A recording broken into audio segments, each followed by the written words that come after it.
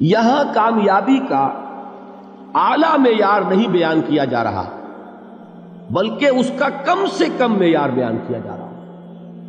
میں ذرا توجہ دلاؤں گا اس بات کی طرف، سطحی طور پر ذرا ہو سکتا ہے کہ اس میں کوئی مغالطہ پیش آ جائے۔ تقابل کیجئے ذرا، ایک سورۃ العصر ہے، والعصر ان الانسان لفی خسر الا الذین آمنوا وعملوا الصالحات وتواصوا بالحق وتواصوا بالصبر۔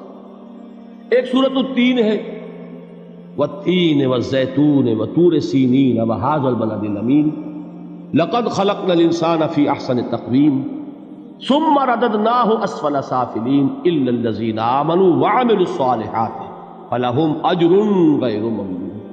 اب ان کا تقابل کیجئے۔ سورۃ العصر یہ بتا رہی ہے کہ سب لوگ تباہی میں ہیں سوائے ان کے جو 4 شرطیں پوری کریں۔ سورۃ التین میں اول تو صرف 2 شرطیں بیان ہوئی، 2 بیان نہیں ہوئی، کام ہلکا ہو گیا نا، آسان ہو گیا۔ یہاں 4 ہیں، ایمان، عمل صالح، تواصی بالحق، تواصی بالصبر۔ وہاں ہے ایمان اور عمل صالح صرف۔ نمبر 2 یہ کہ وہاں فرمایا گیا فَلَهُمْ أَجْرٌ غَيْرُ مَمْنُونَ، ان کے لیے تو بہت بڑا اجر ہے جس کا سلسلہ کبھی منقطع نہیں ہوگا۔ اور یہاں کہا جا رہا ہے وہ کامیابی ناکامی سے بچ جائیں گے۔ مستثنا ہے کس سے؟ ان الانسان لفی خسر۔ یہ بالکل ایسے ہی ہے جیسے کہ کسی کو آپ بچے کو، طالب علم کو کہیں محنت کرو، کوشش کرو، فرسٹ ڈویژن میں پاس ہو جاؤ گے، اور کسی سے آپ یہ کہیں کہ محنت کرو، کوشش کرو ورنہ فیل ہو جاؤ گے۔ اب ان دونوں کے درمیان جو فرق ہے وہی فرق ہے سورۃ التین میں اور سورۃ العصر۔ سورۃ العصر ناکامی سے استثناء کو بیان کر رہی ہے اور وہاں 4 شرطیں ہیں، اور سورۃ التین یہ اعلیٰ درجات کا بیان ہو رہا ہے اور 2 شرطیں ہیں۔ اس کو قرآن مجید کی اصطلاحات سے بھی اللہ کرے کہ آپ واقف ہو جائیں۔ ایک کو ہم کہیں گے کہ ایک پر انذار کا رنگ ہے اور دوسرے پر تبشیر کا رنگ ہے۔ یہ 2 الفاظ بارہا آپ نے پڑھے ہوں گے۔ سورہ بنی اسرائیل میں فرمایا حضور سے مخاطب ہو کر وَمَا أَرْسَلْنَاكَ إِلَّا مُبَشِّرًا وَنَذِيرًا، اے نبی ہم نے نہیں بھیجا آپ کو مگر بشارت دینے والا اور خبردار کرنے والا بنا کر۔ سورہ کہف میں جمع کے صیغے میں آیا وَمَا نُرْسِلُ الْمُرْسَلِينَ إِلَّا مُبَشِّرِينَ وَمُنذِرِينَ، ہم نہیں بھیجتے رہے اپنے رسولوں کو مگر مبشر اور نذیر بنا کر۔ حضور کے بارے میں فرمایا اِنَّا أَرْسَلْنَاكَ شَاهِدًا وَمُبَشِّرًا وَنَذِيرًا۔ جمع کے صیغے میں سورہ نساء میں فرمایا رُسُلًا مُبَشِّرِينَ وَمُنذِرِينَ لِئَلَّا يَكُونَ لِلنَّاسِ عَلَى اللَّهِ حُجَّةٌ بَعْدَ الرُّسُلِ وَكَانَ اللَّهُ عَزِيزًا حَكِيمًا۔ ایک ہے ابشار، بشارت دینا، ایک ہے انذار، خبردار کرنا۔ اور آپ کو معلوم ہے کہ کسی بھی تربیت کے اندر ان دونوں چیزوں کی ضرورت ہے۔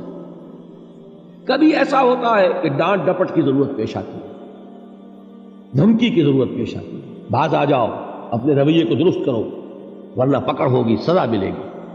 کبھی آپ شاباش دیتے ہیں، ہمت کرو، گھبراؤ نہیں، تمہارے اندر صلاحیت ہے، مایوس نہ ہو، ہمت تمہاری کیوں جواب دے رہی ہے، تم بڑے ذہین ہو، محنت کرو، بڑے اعلیٰ درجات ملیں گے۔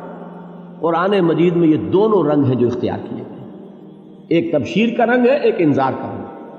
سورۃ العصر میں انذار کا رنگ ہے، خبردار، تمام انسان ہلاکت اور بربادی کا نوالا بننے والے ہیں سوائے ان کے جو 4 شرطیں پوری کریں، الا الذین آمنوا وعملوا الصالحات وتواصوا بالحق وتواصوا بالصبر۔ تو معلوم یہ ہوا کہ یہ کامیابی کے جو منیمم پری ریکویزٹس ہیں، مجھ سے کہا گیا کہ انگریزی کے الفاظ کا فوراً ترجمہ کر دیا کرو، اور میں کر دیتا ہوں۔ اصل میں مغالطہ آپ کو یہ ہوتا ہے میں ترجمہ کہہ کے نہیں کرتا، لیکن اس کے بعد میں فوراً اردو کا مترادف جو ہے وہ لے آتا ہوں۔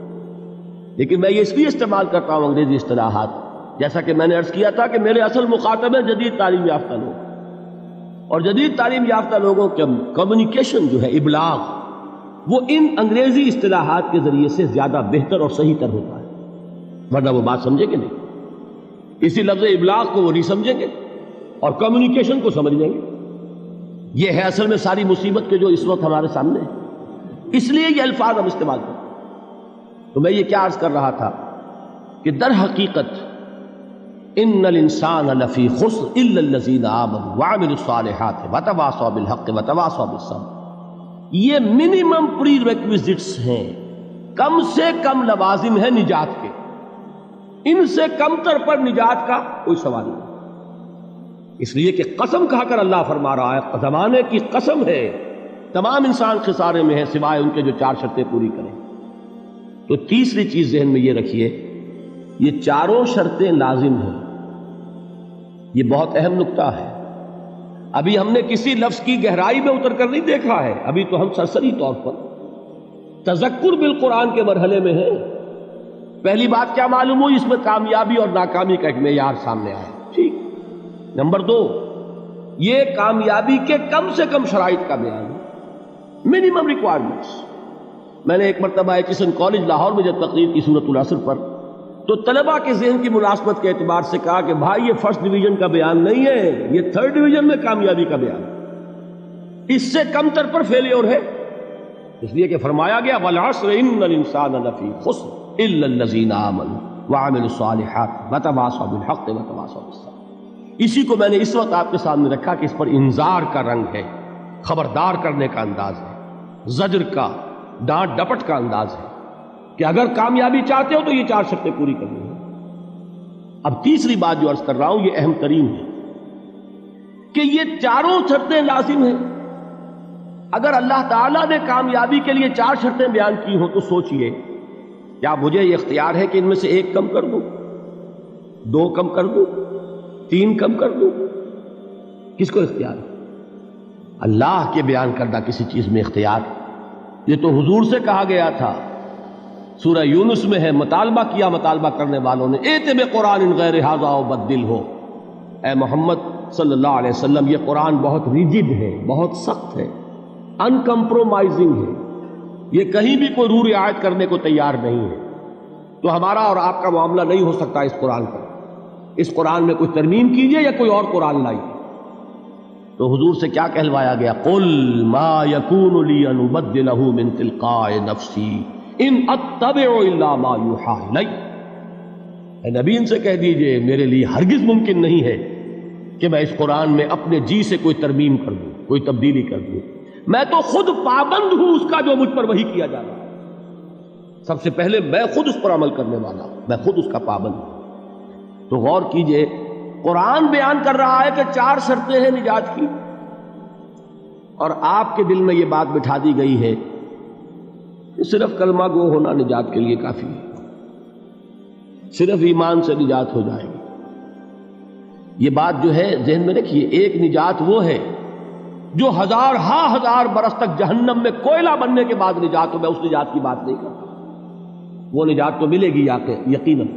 جس شخص کے دل میں رائی کے دانے کے برابر بھی ایمان ہوگا، وہ اپنے اعمال کی، اپنے کرتوتوں کی سزا بھگت کر بالآخر جنت کے اندر داخل کیا جائے گا، جہنم سے نکالا جائے گا، اور نکالا جائے گا تو اس وقت حال کیا ہوگا؟ جیسے جلا ہوا کوئلہ، اس کے سوا کچھ نہیں۔